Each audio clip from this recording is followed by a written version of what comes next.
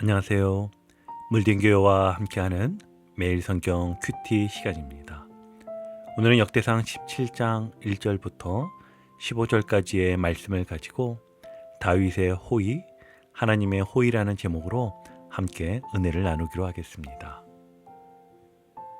다윗은 이스라엘의 왕이 된 후 하나님의 언약궤를 예루살렘으로 옮기며 예배를 회복하는 데 앞장섰습니다. 그리고 어느 날 자신이 백향목 궁에 편안히 거하는 것을 보며 이런 마음이 듭니다. 1절이지요. 다윗이 그의 궁전에 거주할 때에 다윗이 선지자 나단에게 이르되 나는 백향목 궁에 거주하거늘 여호와의 언약궤는 휘장 아래 있도다. 아멘. 하나님의 임재를 상징하는 언약궤는 여전히 천막 속에 있는데 자신은 좋은 집에 살고 있다는 것이 마음에 걸렸던 것입니다. 여기서 다윗은 하나님께 무언가 해드리고 싶은 거룩한 부담감을 느꼈던 것이지요. 그는 하나님의 임재를 상징하는 언약궤가 더 좋은 곳에 있어야 한다고 생각했습니다. 이 마음은 다윗의 깊은 호의에서 나온 것이었습니다. 자신이 높아지는 것이 아니라 하나님이 더 높임 받으시기를 바라는 경외심에서 나온 고민이었습니다. 이처럼 다윗은 자기 중심이 아니라 하나님 중심으로 나라를 다스리고 싶었습니다. 자신의 편안함보다 하나님을 높이고 싶었던 다윗의 마음은 참으로 귀한 것이었지요. 다윗은 이 마음을 선지자 나단에게 가서 털어놓았습니다. 그러자 나단은 이렇게 말합니다. 나단이 다윗에게 이르되 하나님이 왕과 함께 계시니 마음에 있는 바를 모두 행하소서. 여기서 중요한 점은 나단도 처음엔 하나님의 응답을 묻지 않고 자신의 판단에 따라 말하고 있다는 점입니다. 그만큼 다윗의 동기가 선하고 경건해 보였기 때문입니다. 하지만 그 밤 하나님은 나단에게 말씀하십니다. 4절입니다. 가서 내 종 다윗에게 말하기를 여호와의 말씀이 너는 내가 거할 집을 건축하지 말라. 아멘. 하나님은 단호하게 거절하셨습니다. 왜일까요? 하나님은 이어서 5절과 6절을 보니 이렇게 말씀하십니다. 내가 이스라엘을 애굽에서 올라오게 한 날부터 오늘까지 집에 있지 아니하고 오직 이 장막과 저 장막에 있으며 이 성막과 저 성막에 있었나니 이스라엘 무리와 더불어 가는 모든 곳에서 내가 내 백성을 먹이라고 명령한 이스라엘 어느 사사에게 내가 말하기를 너희가 어찌하여 내 백향목 집을 건축하지 아니하였느냐고 말하였느냐 하고. 아멘. 즉 하나님은 그동안 장소가 아니라 동행을 중요하게 여기셨다는 것입니다. 백성들과 함께 떠들며 임재하셨고 스스로 집을 요구하지 않으셨습니다. 하나님은 이스라엘의 모든 여정을 그들과 함께 이동하시며 동행하셨습니다. 건물 안에 갇힌 하나님이 아니라 백성과 함께 걸으시는 하나님이셨던 것입니다. 하나님은 한 번도 성전을 요구하신 적이 없습니다. 하나님은 임재하실 건물을 원하지 않으셨습니다. 오히려 백성 가운데 함께 하심을 더 소중히 여기셨던 하나님이십니다. 여기서 드러나는 중요한 진리는 이것입니다. 하나님을 위한 선한 일도 반드시 하나님의 뜻 안에서 이루어져야 한다는 거. 다윗이 짓고 싶어 했던 성전은 좋은 마음에서 출발했지만 그 방식과 시점은 하나님의 주권 안에 있어야 했습니다. 그런데 하나님은 다윗을 꾸짖지 않으십니다.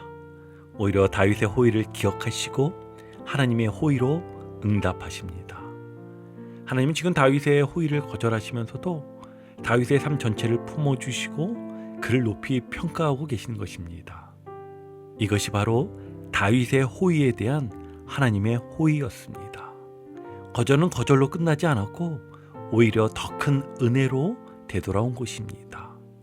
어떤 호의가 어떤 은혜가 되돌아왔는가 살펴보면 첫 번째, 하나님은 다윗의 삶을 기억하시며 말씀하십니다.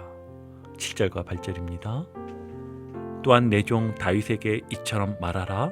만군의 여호와께서 이처럼 말하시기를 내가 너를 목장 곧 양떼를 따라다니던 데에서 데려다가 내 백성 이스라엘의 주권자로 삼고 네가 어디로 가든지 내가 너와 함께 있어 네 모든 대적을 네 앞에서 멸하였은즉 세상에서 존귀한 자들의 이름 같은 이름을 네게 만들어 주리라.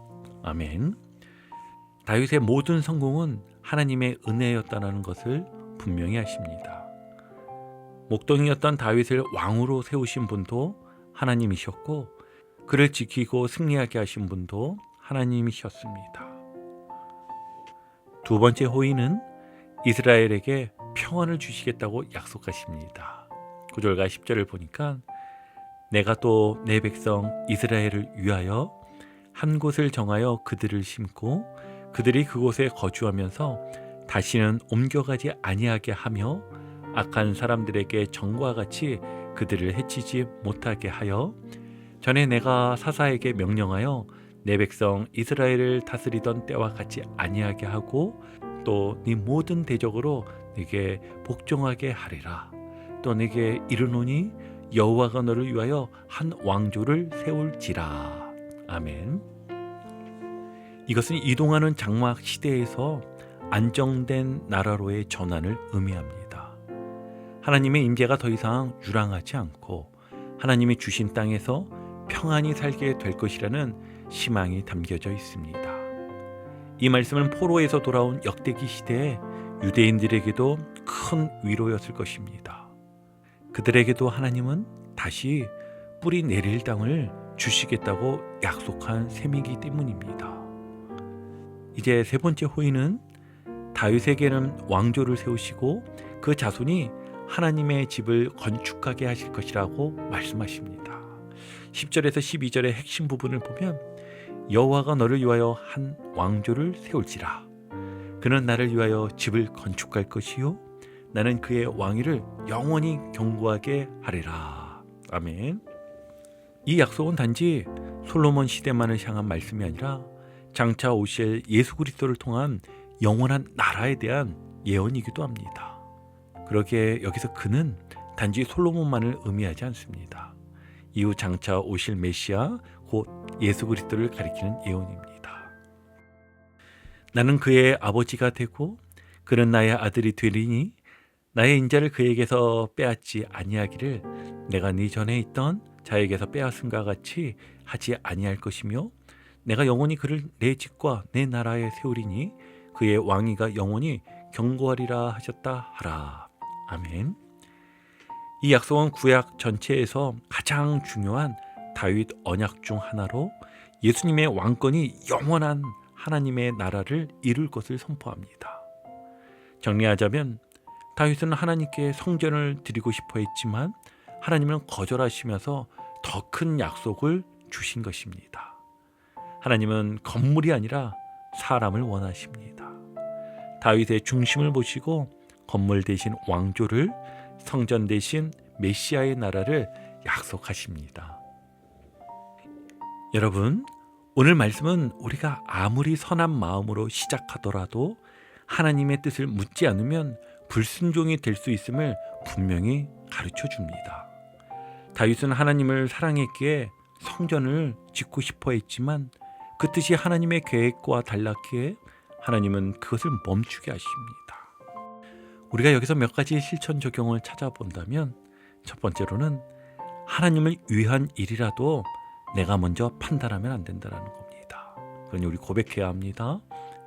하나님을 위한 일이라도 내가 먼저 판단하지 않겠습니다. 예를 들어 누군가가 교회에서 성가대를 만들고 싶다고 합니다. 하나님을 찬양하는 일이니 분명 좋은 일이지요. 그러나 그 일을 시작하기 전에 공동체의 유익과 시기 그리고 하나님의 인도하심을 기도하며 살펴보아야 합니다. 우리가 하나님께 묻지 않고 좋은 의도만으로 결정하는 순간 그 일은 결국 우리의 열심이 될 수 있습니다. 그러니 여러분, 구체적으로 우리 이런 모습 한번 가져보았으면 좋겠습니다. 중요한 결정을 앞두고 한 번이라도 주님 이 일이 주님의 뜻입니까? 라고 기도해 보시기 바랍니다. 또 동역자나 목회자에게 먼저 나누고 함께 분별해 보시길 바랍니다. 좋은 마음이 아니라 하나님의 마음에서 시작되었는가를 언제나 점검해 보시기 바랍니다. 두 번째 실천 적용은 하나님의 은혜가 먼저라는 것입니다. 하나님은 다윗이 자신을 위해 무엇을 하기 전에 이미 많은 것을 주셨습니다. 왕이 되게 하셨고 대적을 물리치셨고 평안을 주셨습니다. 우린 종종 무엇을 해드려야 하나님이 기뻐하실 거라 생각하지만 사실은 하나님의 은혜가 먼저임을 기억해야 합니다. 그러니 여러분, 오늘 하루 지금 내게 주신 하나님의 은혜가 무엇인가 질문해 보시기 바랍니다. 감사 노트를 쓰시거나 하루 3가지 감사 제목을 가족이나 또 친구와 나눠보세요. 자, 마지막 실천사항 3번째는요. 내가 성전을 짓는 것이 아니라 내가 성전이라는 것입니다. 하나님은 건물보다 사람을 더 중요하게 여기셨습니다. 예수님께서도 이 성전을 헐라 내가 사흘 만에 일으키리라 하셨을 때 그분은 자기 자신 곧 성전된 몸을 말씀하셨습니다. 우리도 하나님의 성전입니다. 우리가 바로 주의 임재가 머무는 거룩한 초석이기 때문입니다. 오늘 나의 언행이 하나님의 집에 합당한가 스스로 한번 물어보세요. 몸과 마음을 잘 돌보며 하나님의 성전으로 살아가십시오. 특히 말과 행동이 거룩함을 드러낼 수 있도록 언제나 기도하는 우리가 되길 바랍니다. 여러분, 오늘 우리는 다윗의 호의에 응답하신 하나님의 더 크고 놀라운 호의를 살펴보았습니다. 하나님은 건물이 아니라 바로 우리의 중심과 순종의 자세를 더 귀하게 여기셨습니다. 하나님을 위한 선한 마음이라도 그분의 뜻을 먼저 묻고 따를 때 그 일은 더 큰 은혜로 이어진다는 것도 알게 되었습니다. 오늘도 우리의 삶이 성전이 되기를 소망하며 주님의 뜻을 따르고 주신 은혜를 기억하며 하나님의 임재를 드러내는 하루가 되시기를 주님의 이름으로 축복합니다. 오늘도 복음의 기쁨과 확신으로 승리하는 하루 되시길 축복합니다. 함께 해주셔서 감사합니다. 내일 큐티 시간에 다시 뵙겠습니다.